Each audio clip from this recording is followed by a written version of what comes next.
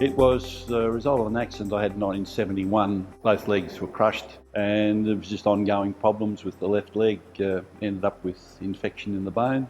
Having the amputation was the best of three options, and I do not regret making the decision I made. While I was in rehab, one of the bosses said that I should give Limbs for Life a ring.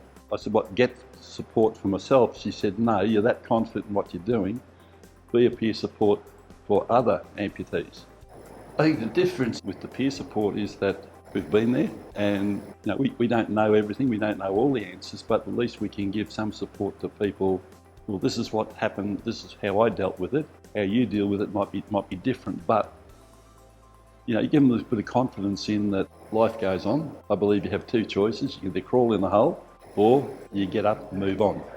What I found a lot of people 3 or 4 days after amputation, which I see as peer support, is, "Oh, well, I won't be able to do this, I won't be able to do that." And I say, why? Wait till you get home. Don't say you can't do anything until you try it.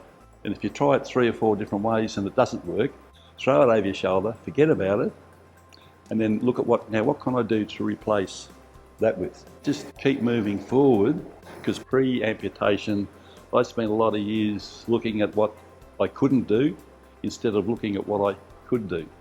So my advice is, don't say you can't do anything until you try it. I don't think I would do anything much different to what I did, because I can be a bit independent. My wife said sometimes I'm too independent. I had to say to my wife after a while, "I appreciate what you're doing, but there's some things I need to do myself, and if I can't do it, I'll ask." And I think that sometimes amputees need to say to people, "Appreciate what you're doing, but let me have a go," because we're going to have to do it ourselves along the track. Do what you can to keep as mobile as possible and keep some sort of level of fitness.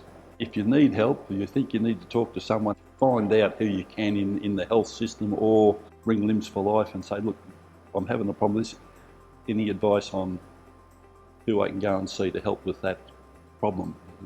If you think you need help, go and get it.